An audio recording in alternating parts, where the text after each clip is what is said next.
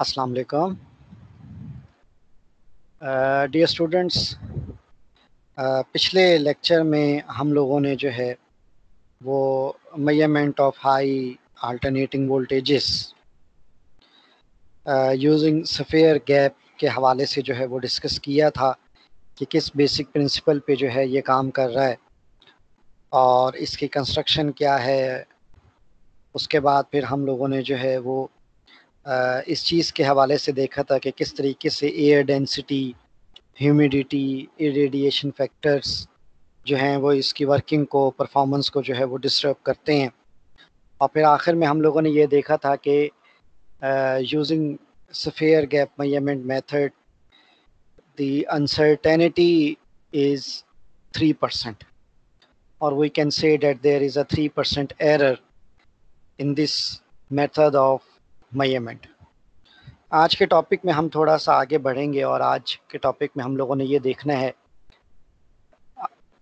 कि by using capacitors हम लोग किस तरीके से जो है वो पीक वोल्टेजेस को मेजर कर सकते हैं और किस तरीके से हम लोग जो हैं वो पिछले मेथड्स के ड्रॉबैक्स और लिमिटेशंस को जो है वो कॉप अप कर सकते हैं।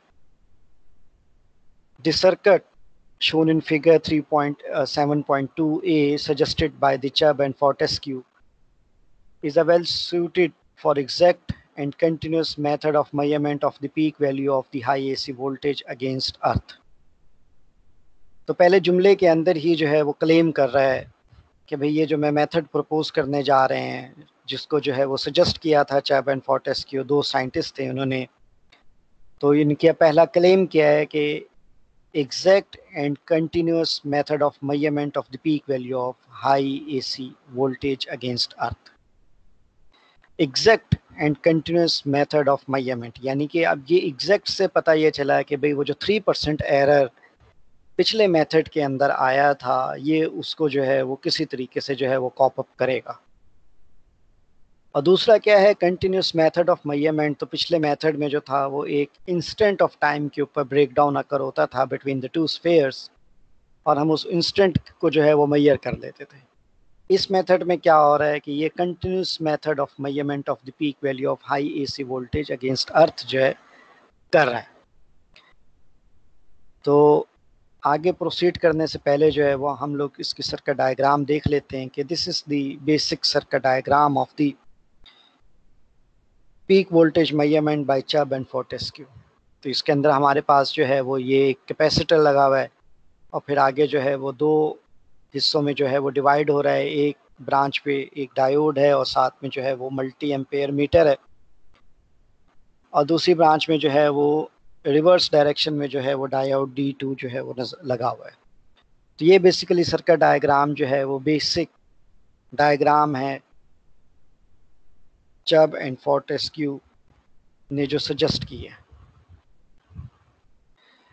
This circuit comprises of a standard capacitor C, two diodes D1 and D2 connected in anti-parallel, यानी कि एक की डायरेक्शन एक तरफ है, एक की डायरेक्शन एक तरफ है, and a moving coil multi milliampere meter. The displacement current IC of T is subdivided into positive and negative components by the back-to-back connected diodes. यानी कि हमारे पास IC करंट जो है वो दो कंपोनेंट्स के अंदर जो है वो डिवाइड हो रहा है। किस तरीके से? क्योंकि डायोड्स जो हैं वो एक दूसरे के एंटी पैरेलल लगे हुए हैं। The drops across D1 and D2 may be ignored while measuring high voltages, as the drop will be about 1 volt for silicon diodes. The current and voltage curves are shown in figure 7.2b. तो अब इसमें से जो output waveform हमें बन रही है वो इस शेप के अंदर है कि हमारे पास ये जो सॉलिड लाइन है ये हमें जो है वो वोल्टेज के बारे में रिप्रेजेंट कर रहा है, और ये जो इसके अंदर थोड़ी सी छोटी सी जो है ये हमें जो है वो करंट के बारे में बता रहा है। पॉजिटिव साइकिल को अगेन सॉलिड लाइन के साथ डिस्कस किया है और नेगेटिव साइकिल को डॉटेड लाइन के साथ डिस्कस किया हुआ है। तो ये हमारे पास current and voltage wave form है प्रपोज्ड मेजरमेंट मेथड के। The diode, the current through diode D1 is given by I of t which is equal to IC of t C dV by dt। तो हमारे पास positive cycle के अंदर जो है वो diode D1 forward बाइस हो जाएगा और सारा का सारा करंट जो है वो इसमें से पास करेगा। तो जब सारा करंट इसमें से पास कर रहा है, ये रिवर्स बाइस है, तो डेफिनेटली I2 ऑफ t जो है वो हमारे पास क्या होगा, 0 होगा। तो यानी कि फर्स्ट हाफ इंटरवल के अंदर यहाँ पे वो बता रहा है कि जब पॉजिटिव हाफ साइकिल है 0 से t/2 के दरमियान है, तो हमारे पास जितना भी करंट है वो कैपेसिटर के अंदर से पास हो रहा है, और कैपेसिटर का जो रिलेशन जो है with respect voltage and current relation in capacitor is represented by this equation. और सेकेंड हाफ साइकिल के अंदर हमारे पास I1 ऑफ t जो है वो क्या हो जाएगा, 0 हो जाएगा। वो इसने इस जगह पे ये बात करती है। The mean value of current I1 of t which will be indicated by the moving coil meter is given by this। यानी कि ये है कि मीन वैल्यू हमने मालूम करनी है, तो I1 की मीन वैल्यू क्या होगी कि 1/τ इंटीग्रेट कर देंगे 0 से लेके t तक I1 ऑफ t को। तो 0 से t को हम फिर दो हिस्सों में स्प्लिट करेंगे, 0 to t/2 and then t/2 to t। तो फर्स्ट हाफ के अंदर तो हमारे पास वैल्यू है, लेकिन दूसरे हाफ के अंदर जो है वो हमारे पास किसी किस्म की वैल्यू नहीं है। तो खैर फर्स्ट हाफ को हम लोग ने कंसीडर किया, और फिर जब हम लोगों ने इसको इंटीग्रेट किया, सॉल्व किया, तो हमारे पास जो वैल्यू आई वो C/2 multiply by 2 V max है। तो यहाँ से हम लोग जो हैं वो V max की वैल्यू जो है वो मालूम कर लेंगे। तो V max क्या बना हमारे पास, I1τ divided by 2C, and tau is the reciprocal of frequency. So in terms of frequency we can write it I1 divided by 2FC. So where F is the frequency of the voltage। तो यानी कि जब हम इस equation को derive कर रहे थे तो हमने क्या किया था, it has been assumed that the voltage wave is symmetrical and both the positive and negative peak values are equal in magnitude। Assumption हमने क्या की कि हमारे पास वोल्टेज वेव जो है वो सिमेट्रिकल है, उसके पॉजिटिव और नेगेटिव पीक्स वैल्यूज़ जो हैं वो भी एक मैग्नीट्यूड के लिहाज से इक्वल है। हाउएवर, यानी कि अब मसला क्या है कि it is not necessary that the voltage should be sinusoidal. कहता है कि ये किसी तरह ज़रूरी नहीं है कि वोल्टेज वेव फॉर्म जो है वो साइनोसाइडल हो। क्यों साइनोसाइडल ना हो? क्योंकि फिगर में आप लोग देख रहे हैं कि there is going to involve power electronics, and whenever there is the involvement of electronics, there will be some integration, there will be some addition of the harmonic component in the circuit. So the voltage waveform will not be pure sinusoidal as in case of synchronous generators। तो यहाँ पे उसने जो है वो वही उसी तरफ इशारा किया है कि ये ज़रूरी नहीं है कि वोल्टेज वेव जो है वो साइनोसाइडल हो। Therefore equation 7.3 suggests the peak value of the AC voltage will be equal to the current indicated by the moving coil meter multiplied by the factor 1/2 FC। So the frequency need to be determined precisely। अब यहाँ पे उसने ये कहा कि भाई हम लोग जो है वो V max मालूम कर सकते हैं किस तरीके से, जो भी करंट की वैल्यू जो है वो मूविंग कॉइल मल्टीमीटर पे आ रही है, और फिर उसको हम मल्टीप्लाई करते हैं किस फैक्टर के साथ, 1 डिवाइडेड बाई 2FC के साथ। तो C की वैल्यू तो हमें पता होगी, लेकिन F की वैल्यू को प्रिसाइसली डिटरमिन करना जो है ये बहुत ज़्यादा ज़रूरी है। यानी कि उसने जो है वो इस सर्किट के पहले खूबियाँ बताई। खूबियाँ क्या थी कि it will go for the exact measurement, और सेकंड खूबी उसने जो है वो ये बताई थी कि it is the continuous method of measurement.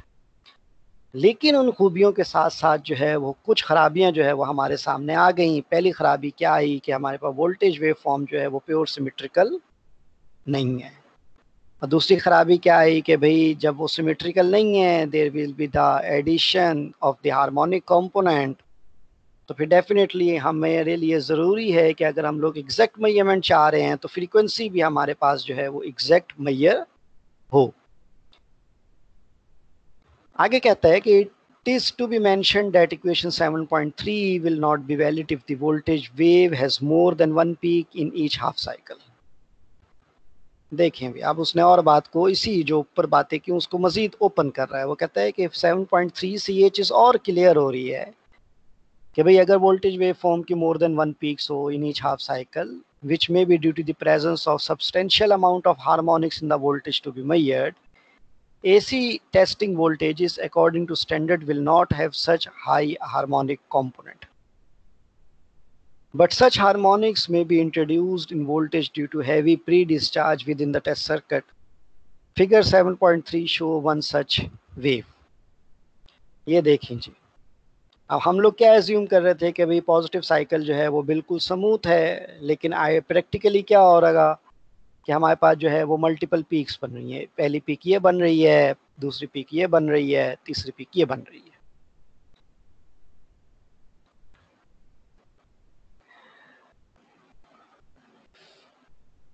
Here the reverse current flowing through the interval T1 to T2 will not be included in the mean value and increased current would be registered by the meter. The problem can be overcome by using a damping resistor R in series with the capacitor C such that omega C R must be less than 1 for 50 Hz applications. The damping resistance and the capacitor therefore act as a filter to the AC voltage. वो कहता है कि इस problem को हम हल कर सकते हैं किस तरीके से, by adding the damping resistor. तो आर एंड सी दोनों मिल के जो है वो क्या कर देंगे, हमारे पास हार्मोनिक कंपोनेंट को जो है वो फिल्टर आउट कर देंगे, ट्रांजिएंट इम्पैक्ट को जो है वो नलीफाई कर देंगे। तो अभी तक जो हमने बातें की वो हाफ वेव रेक्टिफिकेशन के हवाले से थी, सिर्फ दो डायोड इस्तेमाल हो रहे थे। वो कहता है कि अगर जो है वो हम लोग फुल वेव रेक्टिफिकेशन करें तो इक्वेशन 7.3 जो है वो मॉडिफाई हो जाएगी हमारे पास इस फॉर्म के अंदर, V max which is equal to I divided by 4FC, और हमारी फिगर जो है वो इस तरीके से थोड़ी सी मॉडिफाई हो जाएगी। The relationships in equation 7.3 and 7.4 show that an accurate measurement of frequency is required. दोनों केसेस के अंदर क्या है कि वोल्ट वी मैक्स जो है वो हमें आई से तो पता चलेगा, लेकिन उसको हमने मल्टीप्लाई किससे करना है, 1 डिवाइडेड बाई 2FC से या फिर 1 डिवाइडेड बाई 4FC से। दोनों केसेस के अंदर फ्रीक्वेंसी इन्वॉल्वमेंट जो है वो मौजूद है। In many countries, the frequency often used for testing voltages is very stable and accurately known. Independent measurement of frequency with a high degree of accuracy are also possible. The value of the capacitance may also be accurately determined, and so also the current through the milliammeter. Therefore, the measurement of peak values of symmetrical AC voltage using the technique of Chubb and Fortescue is very accurate and suitable for the calibration of other high voltage measuring devices. यहाँ पे उसने ये कह दिया है कि भाई अगर हम लोगों को कैपेसिटेंस की वैल्यू एक्चुअल पता हो और फ्रीक्वेंसी जो है वो हमें हाई डिग्री एक्यूरेसी के साथ हम मेजर करने के काबिल हैं, और हमारी वोल्टेज वेव फॉर्म जो है उसके अंदर मल्टीपल पीक्स नहीं है, सिमेट्रिकल एसी वोल्टेजेस हैं, तो चब एंड फॉर्टेस्क्यू जो है वो सबसे एक्यूरेट मेथड है for the measurement of the peak voltages. However, the influence of the frequency on the reading can be eliminated by using gate circuits and sensing the rectified charging current in terms of proportional analog voltage. वो कहता है कि हम frequency की reading को जो है वो एलिमिनेट कर सकते हैं, किस तरीके से, by using gate circuits and sensing the rectified charging current in terms of proportional analog voltage. यानी कि फ्रीक्वेंसी का मसला आ रहा था, उस मसले को भी हल करने की जो है वो आप कोशिश करनी है। Figure 7.4, 7.5 show a schematic digital arrangement to measure the peak voltage of an AC wave without the measurement of frequency. तो ये एक बेसिक अरेंजमेंट उन्होंने बताई है कि आप जो हैं वो without the measurement of frequency किस तरीके से जो है वो peak voltages of an AC को मेजर कर सकते हैं। A resistance R is connected in series with diode D2. ये आपको जो है वो फिगर 7.5 के अंदर जो है वो नजर आ रहा है। अब इस फिगर के अंदर क्या है कि हमारे पास जो है वो एक LT साइड है, HT साइड है, HT साइड के साथ कैपेसिटर है, और फिर यही हाफ वेव रेक्टिफिकेशन के दो डायोड्स आ गए।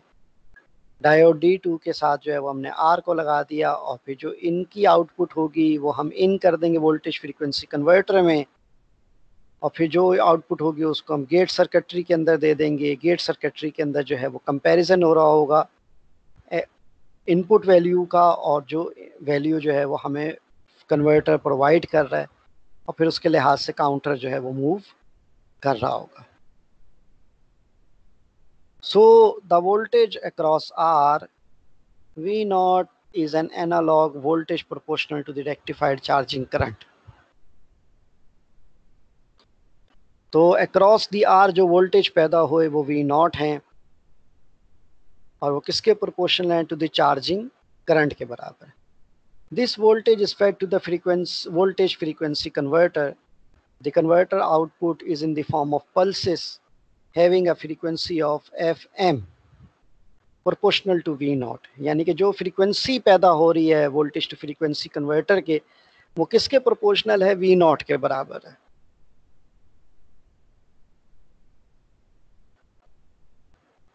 These pulses are fed to the gate circuit which is controlled by the supply frequency F। और इन पल्सेस को हम फीड कर देते हैं किसके अंदर? गेट सर्किट के अंदर। और गेट सर्किट को जो है वो कंट्रोल कौन कर रहा है? Supply frequency from the primary side.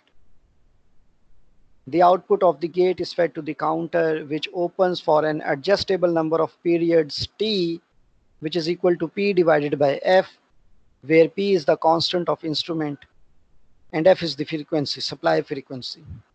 So the number of cycles N during this interval is given by N, which is equal to T multiplied by FM. अब आगे हम लोगों ने क्या है कि T की जगह पे P by F जो है वो पुट कर दी है, तो हमारे पास रिलेशन जो है वो इस फॉर्म के अंदर जो है वो आ गया। अब हमें पता था कि FM जो है वो किसके प्रोपोर्शनल है? V नॉट के, यानी कि V नॉट के बराबर है। तो FM को हम ये कह सकते हैं कि V naught is basically the drop across R due to I1। तो FM प्रोपोर्शनल हो गया R मल्टीप्लाई बाय I1 के। हाफ वेव रेक्टिफिकेशन है तो हमने I1 की जगह पुट कर दिया 2 पाई FC V मैक्स। अब इस तमाम वैल्यू को हमने जब पुट किया तो FM divided by F which is equal to AF, और फिर ब्रैकेट में 2R CV max, where AF is the voltage to frequency conversion factor. Hence the number of counts N is equal to PAF bracket में 2R CV max। यहाँ से हम V max की value मालूम कर लेंगे इस तरीके से। Thus counter reading can be calibrated in terms of peak value of the AC voltage. The accuracy of this voltmeter is very high, having an error of less than 0.35%। यानी कि इस मेथड से अगर हम लोग जो हैं वो पीक वैल्यू को मैयर करें तो हमारे पास जो परसेंटेज एरर आ रहा है वो 0.35 है। There is a huge improvement from the 3% error of this sphere gap to 0.35% error in the Chubb and Fortescue propose method. इससे हमें बेपना फ़ायदे हुए। पहला फ़ायदा ये हुआ कि हमें जो है वो मच एक्यूरेट मेजरमेंट मिल गई, दूसरा कंटिन्यूस मेजरमेंट मिल गई। लेकिन प्रॉब्लम क्या थे? पहला प्रॉब्लम जो था वो ये था कि मल्टीपल पीक्स का प्रॉब्लम आ रहा था, फ्रीक्वेंसी को एग्जैक्टली मेजर करने का प्रॉब्लम था, हार्मोनिक्स का इशू था। अगर जो है वो हम इन तमाम चीज़ों को कॉप अप कर लें तो हम लोग जो हैं वो वेरी एक्यूरेट मेजरमेंट जो है वो इस मेथड से हासिल कर सकते हैं। तो आज के लिए इतना ही काफ़ी है। अगर आप लोगों का कोई क्वेश्चन हो तो आप लोग जो हैं वो ड्यूरिंग द डिस्कशन सेशन जो है वो आप लोग मुझसे पूछ सकते हैं। अपना ख्याल रखिएगा। अल्लाह हाफिज़।